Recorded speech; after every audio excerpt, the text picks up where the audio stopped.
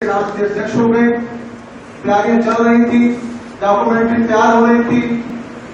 इस डॉक्यूमेंट्री के लिए बहुत प्रयास किया। जब माननीय कौशल जी यहाँ पर संगठन महामंत्री थे 1977 में, उस समय माननीय राम नरेश यादव जी इस प्रदेश के मुख्यमंत्री, जनता पार्टी का कार्यकाल था। आप आज माननीय राज्यपाल है मध्य प्रदेश के, हम उनके पास गए, हमने उनसे आग्रह किया। उन्होंने कहा कि मेरा कौशल जी से बहुत संबंध आया और उनका सहयोग मेरे को मुख्यमंत्री हटवाने में रहा। तो मैंने कहा मान्यवर, ऐसी स्थिति में आपका क्या आप उनके बारे में क्या पाएंगे? उन्होंने कहा नहीं, उनकी जो योग्यता है, उनकी जो बुद्धि की जो कौशलता है, उसको ध्यान में रखिए, मैं जरूर उनकी विशेषताओं के ऊपर बोलूंगा। अभी क्योंकि डॉक्यूमेंट्री में कुछ इस प्रकार का व्यवधान आ गया जिसकी वजह से आप उसको पूरा नहीं देख पाए, हमारे पास उनका भी विचार है। कौशल समय की बाध्यता को देखते हुए प्रस्तावना के दौर में हम आप इतनी जानकारी देके अपने बारे को विराम दूंगा। बहुत बहुत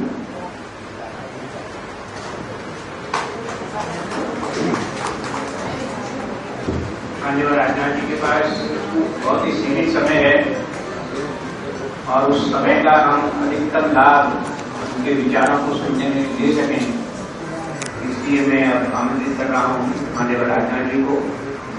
किसी को भी उनके पढ़ने की आवश्यकता नहीं है।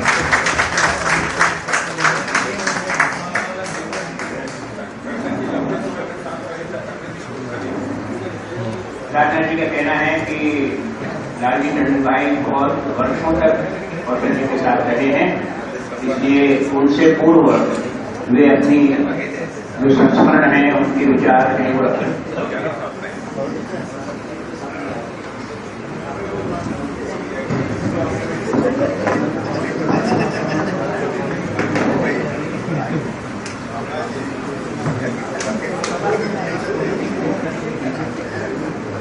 आदरणीय मंच से सभी उपस्थित इस स्थान का और कौशल जी का और मेरा बड़ा लंबा विचार, तमाम संस्मरण है उनके। और संक्षेप में अगर ये बताएं कि कोई ऐसा व्यक्ति जो हर विषय के ऊपर पूरे संगठन को दिशा दे सकता था, उनमें से वो एक थे। उस समय यहां पर 3 व्यक्ति थे जो संगठन को चलाते थे। इसके पहले 6 नंबर कोठी थी, कौशल जी उसमें रहते थे। वो 1967 में जब सरकार बनी थी तब वो श्री राम प्रकाश जी को लाडली थी, नाना देशमुख में रहते थे। लोग कहते थे वो बड़ी मनहूस कोठी है, बड़ी अशुभ है, इसमें कहाँ आ गए। और वो सच हुआ, थोड़े दिन बाद ही वो सरकार चली गई और उसके बाद इमरजेंसी में उसमें से सामान निकालकर थे। और फिर हम लोग इसमें आए और कौशल जी ने जिस कुशलता के साथ जनता पार्टी को के इतने विभिन्न घटकों को साथ लेकर और इस प्रदेश में एक शक्ति के रूप में, एक संगठनकर्ता के रूप में, एक मार्गदर्शक के रूप में जो काम उन्होंने किया है, वो हर एक के बस का नहीं होता। और वो एक सर्वमान्य थे। उस समय जो यहाँ की पॉलिटिकल लीडरशिप थी, उसमें कौशल जी संगठन मंत्री होते हुए भी कौशल जी का स्थान उन सब में शेष था और सब लोग उसी तरह इज्जत भी करते थे, बात भी मानते थे, उनका प्रभाव। लेकिन आज होड़ लगी होती है कि हम कहीं भी हैं और इस राजनीति की चकाचौंध में आ जाए। ये 3 व्यक्ति, मतलब ये त्रिकोण जो था उसके शीर्ष में कौशल जी थे, बाएं बाजू में प्रकार नारायण मिश्र थे और दाहिनी तरफ अभी आप देख रहे होंगे बोले शुक्ल। ये तीन लोग यहाँ पर बैठकर सारी व्यवस्थाएं पूरे प्रदेश की चलाते थे और संगठन क्या होता है वो संगठन का स्वरूप हम लोगों ने देखा। आज उन्हें जब राजनीति रास नहीं आई तो ये संघ से यहाँ प्रचारक ही संगठन मंत्री बनकर आते रहे। उनका शायद पहला ये उदाहरण मिलेगा कि जो इतनी बड़ी सत्ता परिवर्तन करने के बाद भी, सत्ता की धुरी रहने के बाद भी उनका बस अब मेरा मन यहां से हो गया और मैं जाना चाहता हूं, और वो स्वयं संघ के प्रचारक फिर बनकर तीनों की तीनों चले। अभी सूर्य श्री जीवित हैं, प्रताप जी नहीं है हमारे बीच में, और कौशल जी। लेकिन कौशल जी का कभी भी ऐसा नहीं होता कि उनके मेरे बारे में कोई न कोई उनका संस्मरण सामने ना आता हो। अब बहुत अगर जी को भी जाना है और बहुत से कार्यक्रम है विस्तार में बताना भी संभव नहीं है। कभी हम सब जो यहाँ के मित्र बैठे तो उन लोगों के बारे में कैसे इन्होंने पार्टी को खड़ा किया, आज यहाँ तक पहुंचाया है, वो एक हमारे लिए दिशा निर्देश है, वो हमारे लिए एक मार्गदर्शन है कि कैसे बिना किसी साधन के, बिना किसी, उस समय तो कोई राजनीतिक पहचान भी पैदा नहीं हुई और इतना बड़ा काम किया, इतना बड़ा आंदोलन चला, सत्ता का परिवर्तन हुआ और एक नई सरकार बनी, वो गिरी गई, सब कुछ हुआ और वो सारी राजनीति उनके चारों तरफ घूमती रही। ऐसे व्यक्ति जिनकी प्रतिभा, बहुमुखी प्रतिभा जिसे कहते हैं, वो उनके पास थी। शायद मैं अगर ये कहूं कि नाना जी के बाद की जो श्रृंखला थी उसमें सबसे ज्यादा महत्वपूर्ण योगदान कौशल जी।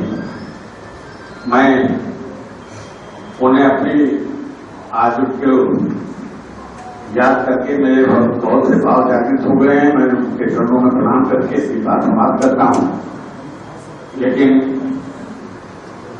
जो भी उन्हें जानते हैं वो जानते हैं, जो नहीं जानते उन्हें जानना चाहिए कि कैसे लोग थे कि जिन्होंने आज हमें इतना बड़ा संगठन, इतना वैभव, इतनी शक्ति दी, उसके पीछे कैसे कैसे वो चले, ये सीखने की बात है।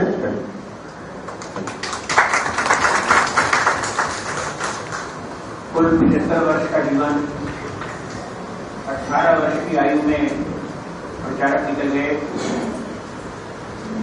57 वर्ष तक संघ के माध्यम से देश की सेवा की। 10वीं कक्षा उत्तीर्ण करने के बाद केवल 90 रुपये प्रति माह की नौकरी प्रारंभ की, परंतु संघ के आग्रह पर प्रचारक जीवन स्वीकार किया। 3 विषयों में बाद में MA किया और उत्तर प्रदेश और दिल्ली में एक मानदंड स्थापित किया कि राजनीति में ही 10 वर्ष रहते हुए बाद में जब संघ कार्य करने का समय आया तो राजनीति का एक भी बूंद, एक भी विषय उनके जीवन पर नहीं दिखाई दिया।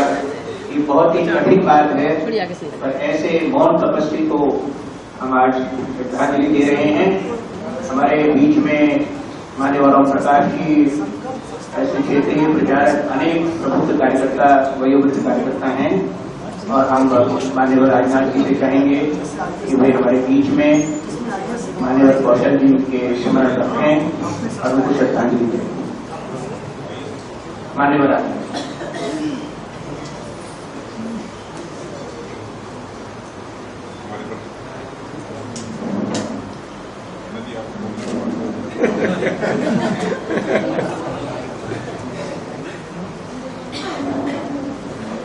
अनिल टंडन जी के बोलने के बाद एक माइक बंद हो गई।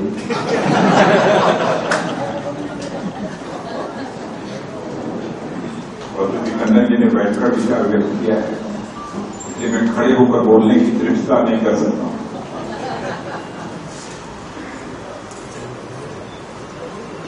अपने प्रदेश अध्यक्ष डॉक्टर लक्ष्मीकांत जी वाजपेयी, अपने राष्ट्रीय उपाध्यक्ष श्री मुख्तार अब्बास जी नकवी, यहाँ के लोकप्रिय सांसद आदरणीय टंडन जी और हमारे वरिष्ठ नेता डॉक्टर J.K. जैन जी और आदरणीय केदारनाथ जी श्रीवास्तव, जो कि कौशल जी के भाई हैं, और हमारे श्री सुरेश जी श्रीवास्तव, जो सहयोग का काम पूरे देशभर का देखते हैं, यहां उपस्थित मेरे सभी सम्मानित भाइयों एवं सुरेश जी ने आज के कुछ समय पहले मुझसे एक चर्चा की थी कि कौशल किशोर जी से तो आपका संबंध रहा है। तो मैंने कहा कि बहुत पुराना संबंध तो नहीं, लेकिन मैं कह सकता हूं कि संबंध रहा है। तो युवाओं ने उसी समय कहा था कि मैं एक CD तैयार कर रहा हूं। मैंने कहा बिल्कुल उसको तैयार करिए, और जब इस कार्यक्रम की चर्चा उन्होंने की तो मैंने कहा कि मैं स्वयं उस कार्यक्रम में भाग लेने के लिए चलूंगा। मैं तो सुरेश जी को अपनी तरफ से बधाई देना चाहता हूं कि उन्होंने इस प्रकार के कार्यक्रमों के माध्यम से स्वर्गीय कौशल किशोर जी की स्मृति को तरोताजा बनाकर रखा है। वैसे हम जानते हैं कि मूलतः स्वर्गीय कौशल किशोर जी राष्ट्रीय स्वयंसेवक संघ के प्रचारक हैं, और सच बताऊं कि मेरा संबंध तो उनसे 1977 में आया, जब मैं जनता पार्टी से मिर्जापुर से विधायक चुना गया। उसके पहले मैं कौशल जी को नहीं जानता। विधायक बनने के बाद उनके साथ कई बार बातचीत करने का, उनका मार्गदर्शन प्राप्त करने का ये अवसर प्राप्त हुआ। मुझे जब ये बताया गया कि राष्ट्रीय स्वयंसेवक संघ के प्रचारक हैं, तो मुझे आश्चर्य हुआ कि राजनीतिक विषयों पर भी जितनी सूझबूझ के साथ वो बोलते थे, रणनीतिक विषयों पर भी जिस प्रभावी तरीके से अपने विचार को रखते थे, तो मुझे आश्चर्य होता था कि राष्ट्रीय स्वयंसेवक संघ का प्रचारक इन सब सारे विषयों पर भी इतना गहराई से जानकारी कैसे रखता है। लेकिन लंबे समय तक संघ के प्रचारकों के भी सानिध्य में रहने के बाद मैं इस नतीजे पर पहुंचा, हमारे संघ के प्रचारक कुछ ऐसे होते हैं, उनकी कोई महत्वाकांक्षा नहीं होती। जिस समय वह प्रचारक बनते हैं, मन में एक संकल्प होता है, भारत माता की चरणों की सेवा करना उनके जीवन का एक संकल्प होता है, मिशन होता है, और इस मिशन के साथ वह राष्ट्रीय स्वयंसेवक संघ का प्रचारक बनना स्वीकार करते हैं, और समाज जीवन के किसी भी क्षेत्र में उन्हें काम करने के लिए उतार दिया जाए। जैसे प्रचारक के रूप में अपनी प्रभावी भूमिका का निर्वाह करते हैं, वैसे समाज जीवन के किसी क्षेत्र में भी वो उतनी ही प्रभावी तरीके से अपनी भूमिका का निर्वाह करते हैं। आज मैं यहां अपने सामने हमारे यहां के क्षेत्र प्रचारक रहे आदरणीय ओम प्रकाश जी बैठे हैं, और हमारे आदरणीय राम प्यारे जी पांडे यहां पे। ये दोनों लोग भी प्रचारक, और इनकी चर्चा मैं इसलिए कर रहा हूं, शायद बहुत लोगों को इनके संबंध में जानकारी न हो। प्रचारक कैसा होता है? राष्ट्रीय स्वयंसेवक संघ में लंबे समय तक काम करने के बाद काम प्यारे जी को कहा गया कि राजनीतिक क्षेत्र में आपको काम करना है। कभी वह एमएलए नहीं बने, कभी एमपी नहीं बने, कभी एमएलसी नहीं बने, राज्यसभा में नहीं गए।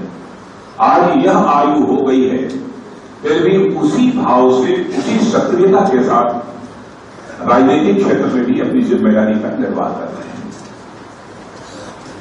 आदरणीय ओम प्रकाश जी के बारे में मैं कह सकता हूं कि संघ में प्रचारक के रूप में काम करते हुए सचमुच मैं इन्हें संत मानता हूं। निष्प्रिय भाव से, निष्काम कर्मयोगी की तरह यह काम करने वाली यह विभूतियां हैं। ये तो आश्चर्य होता है। सचमुच परमात्मा ने ऐसा साहस दिया है, यह साहस का काम है। अपने जीवन का सारा सुख छोड़कर, पारिवारिक सारी जिम्मेदारियों को छोड़कर समाज के लिए अपना पूरा जीवन समर्पित कर देना, अपने परिवार के सदस्यों से भी घर जाकर न मिलना, और यदि कहीं भेंट हो गई तो थोड़ी देर बातचीत हो गई तो यह देखने को नहीं मिलेगा। तो केवल भारत की नहीं, सारे विश्व की सबसे बड़ी सामाजिक सांस्कृतिक संस्था राष्ट्रीय स्वयंसेवक संघ में ही देखने को मिलेगा। वह एक ऐसी सोशियो मैन्युफैक्चरिंग इंडस्ट्री जहां पर कि सामाजिक कार्यकर्ताओं का निर्माण होगा। मैं जानता हूं कि आजकल के बहुत सारे कार्यकर्ताओं को उसके महत्व की जानकारी नहीं होती। आजकल के सामान्य कार्यकर्ता से भी पूछिए कि राजनीतिक क्षेत्र में काम करने के लिए क्यों आया है, तो वो कहेगा हम एमएलए बनना चाहते हैं, एमपी बनना चाहते हैं, एमएलसी बनना चाहते हैं। और यदि किसी को भी कोई पद नहीं मिला तो आप समझिए कि ऐसे लगा कि सारी हमारी जिंदगी लुट गई, बर्बाद हो गई। लेकिन आध्यात्मिक भाव से कैसे जीवन जिया जाता है और सचमुच उसी के जीवन की सार्थकता है, तो इन प्रचारकों को देखकर समझा जा सकता है। वह राजनीतिक क्षेत्र में काम करने के लिए आए, लेकिन जब मन उनका उछता तो फिर उन्होंने संकल्प लिया कि मैं राष्ट्रीय स्वयंसेवक संघ में ही जाकर मैं काम करूं। और फिर वहां से निकलने के बाद वो दिल्ली, हिमाचल प्रदेश, जम्मू कश्मीर, पंजाब, यह सब सारे राज्यों के एक क्षेत्रीय प्रचारक के रूप में वो अपनी जिम्मेदारी का निर्वाह करने। और उनकी प्रखरता का अनुमान आप इससे लगा सकते हैं, जनता पार्टी उस समय थी। जनता पार्टी में एक से एक दिग्गज नेता, बहुत सारी राजनीतिक पार्टियां, स्वर्गीय राजमंगल जी पांडे हुआ करते थे, बनारसी दास जी हुआ करते थे, चंद्रकांत जी गुप्ता हुआ करते थे। इन सब सारे लोगों से कम आज भी यदि किसी की थी तो हमारे आदरणीय कौशल किशोर जी सबसे कम आए। लेकिन आप समझिए, कभी कोई बैठक होती थी, उस बैठक को इस तरीके से अपनी बातों को आर्टिकुलेट करके, मैंने उसको इस तरीके से वो प्रभावी तरीके से प्रस्तुत करते थे कि सामान्यतः सारे के सारे वरिष्ठ लोग उनकी बातों से कन्विंस हो जाए। विलक्षण प्रतिभा और कार्यकर्ताओं के प्रति उनका कितना स्नेह था, कितना प्यार था। कभी कभी डांटते भी बहुत बुरी तरह थे, लेकिन उनका प्यार भी कितना अद्भुत था। मुझे याद है जब मैं 77 में मैं विधायक बना था तो उस समय हमारी जब उनके सानिध्य में आया था, आयु हमारी 26 वर्ष की। मिर्जापुर से विधायक मैं बना था। मिर्जापुर में 6 महीने 8 महीने के बाद कौशल जी का कार्यक्रम लगा, उसमें महामंत्री थे जनता पार्टी। तो कौशल जी को लेकर मुझे रेणुकूट जाना था, मिर्जापुर से रेणुकूट जाना था। मैं अपनी जीप अपने हाथ से ही ड्राइव कर रहा था और अपने घर से लेकर उनको गाड़ी में बैठाकर अकेले वो थे और मैं ड्राइव कर रहा था लेकर चले। हमारी गाड़ी में पेट्रोल नहीं था। पेट्रोल नहीं था तो 2 किलोमीटर चलने के बाद एक शंकरलाल विश्वकर्मा आज भी हैं जंगी रोड पर, तो उनका लोहे का काम होता था। लोहे का मैंने फावड़े बनाते थे, कुदाल बनाते थे, वो छोटा सा काम विश्वकर्मा थे। लेकिन अपने संघ के वह कार्यकर्ता थे। अब कौशल जी जैसी हस्ती को मैंने अपने गाड़ी पर बैठाया हुआ था और ले जाकर मैंने अपनी गाड़ी शंकर लाल जी के दुकान के सामने खड़ी कर दी। वही उनकी भट्टी चल रही थी, वो भट्टी खींच रहे थे, लोहा गर्म कर रहे थे। तो कौशल जी ने हमारी तरफ देखकर कहा कि कहां कहां कहां। तो मैंने कहा कि अपने कार्यकर्ता है, मैं आया हूं, कौशल जी माफ कीजिएगा हमारी गाड़ी में पेट्रोल नहीं है, ये बड़े अच्छे कार्यकर्ता है, मैंने इनसे कम से कम 100 रुपया में ले लूं। इस बेचारी के पास 100 रुपया कहां होगा, या क्यों इसको परेशान कर रहे। मैंने कहा नहीं वो है, तुरंत हमको दे देंगे, हम लोगों की ऐसी 60 बनी है, मिल जाएगा। और मैं इसे वापस कर दूंगी। शंकर लाल जी के पास में पहुंचा, मैंने कहा जल्दी से निकालो। तो शंकर लाल जी की लकड़ी की बनी हुई वो एक थी जिसमें कि लोग सामान खरीदते थे, तो उसी में ऊपर से पैसा डाल देते थे। उसमें जब डाला तो उस समय केवल 84 रुपये थे।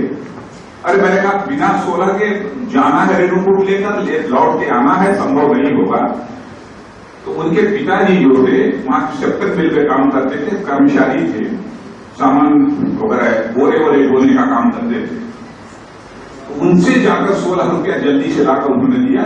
15 मिनट तक कौशल जी हमारी गाड़ी में बैठे।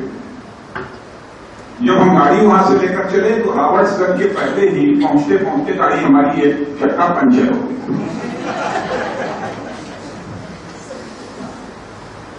पुरानी गाड़ी थी, डिस्पोजल वाली गाड़ी, 4,500 रुपये में जीप खरीद जाती।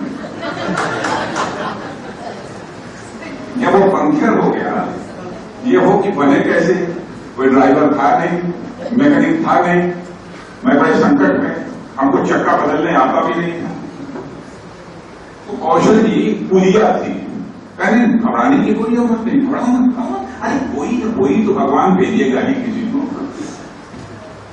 वो अपना बैठ गए, मैं भी चुपचाप बैठ गया। अब कार्यक्रम की चिंता नहीं है, कौन आएगा कौन चक्का बदलेगा इसकी चिंता है। तो उसके बाद एक सज्जन आ रहे थे उधर से, तो उन्होंने कहा कि अरे विधायक जी यहां क्यों बैठे। देखिए अब ईश्वर ने उन्हें भेज दिया।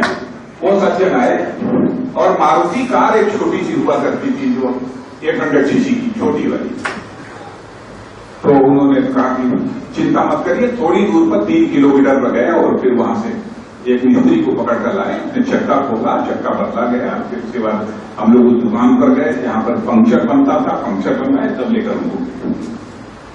शायद यदि कोई दूसरा नेता होता तो 4 बार नाराजगी व्यक्त करता, क्योंकि मैं छोटा कार्यकर्ता था, लेकिन नहीं, बहुत घबराऊंगा, चिंता मत करो, कोई आएगा निकल जाएगा, हो जाएगा, चलेंगे, देर है, क्या फर्क पड़ता।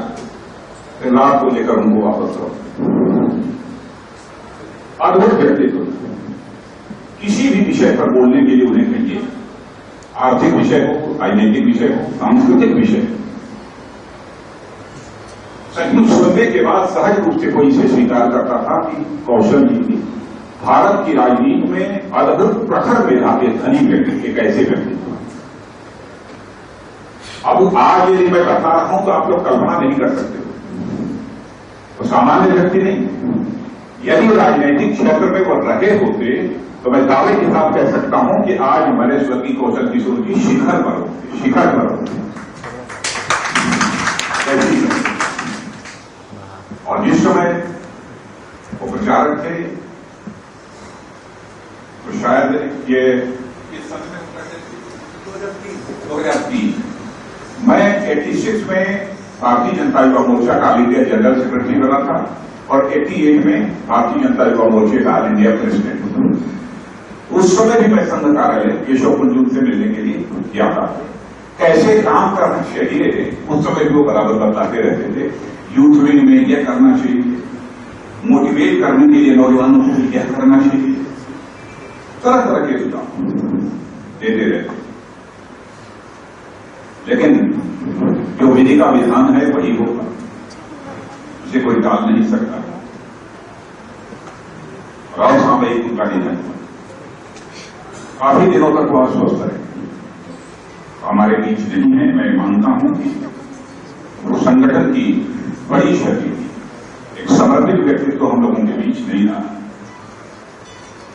मैं अपनी तरफ से और पूरी भारतीय जनता पार्टी की ओर से उनके प्रति श्रद्धांजलि अर्पित करता हूं।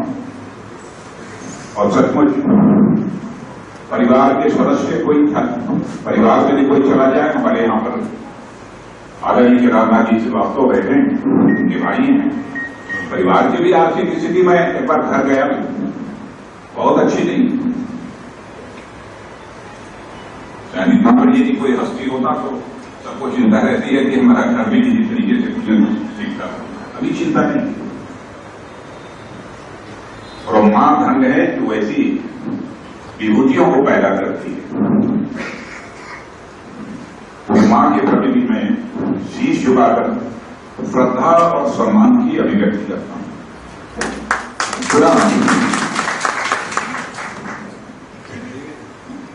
माता जी भी जीवित कल्पना करिए, इतना बेभावी बेटा जी अपना चला गया तो माता के दिल पर क्या गुजरती हो।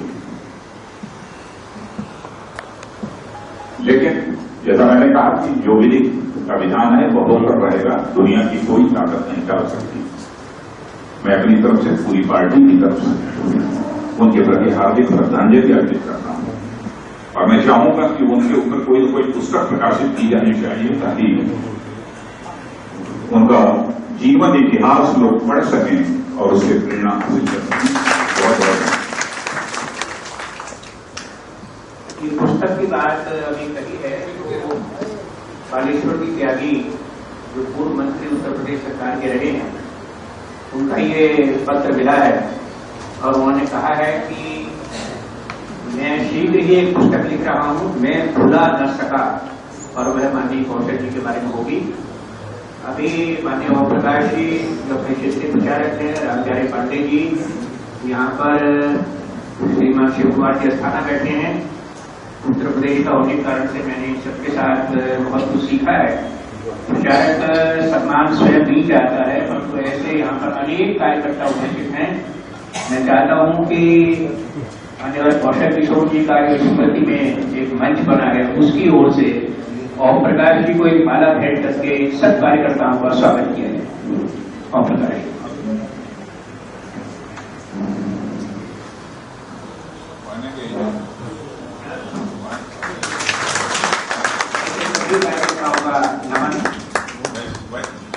वैसे मैंने पहले ही बता दिया था जब माला पहनाने जा रहे थे, तो मैंने पहले ही कह दिया माननीय ओम प्रकाश जी पहनेंगे।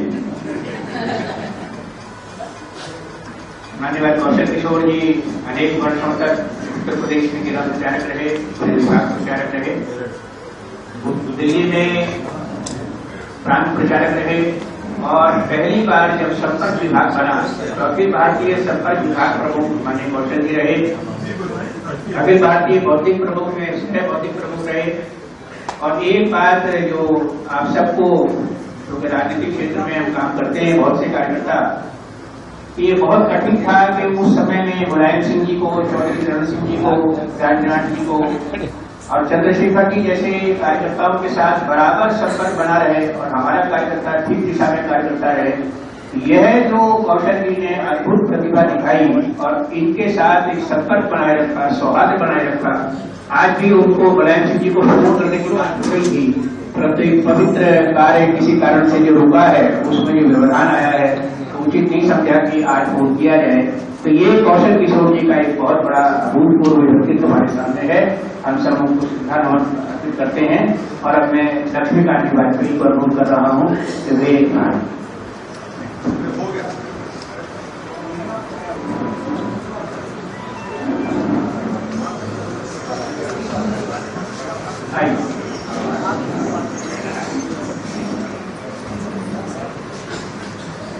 परम श्रद्धेय स्वर्गीय कौशल जी के ऊपर आज की इस गोष्ठी और डॉक्यूमेंट्री के माध्यम से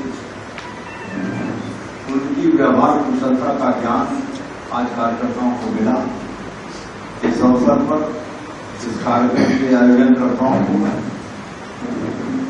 आदरणीय राष्ट्रीय अध्यक्ष माननीय राजनाथ सिंह जी का, आदरणीय मुख्तार अब्बास नकवी जी का, आदरणीय जेके जैन साहब का और कौशल जी के परिवार के सभी माननीय सदस्यों का यहाँ उपस्थित सभी कार्यकर्ता बंधुओं और बहनों का मैं हार्दिक धन्यवाद ज्ञापन करता हूँ।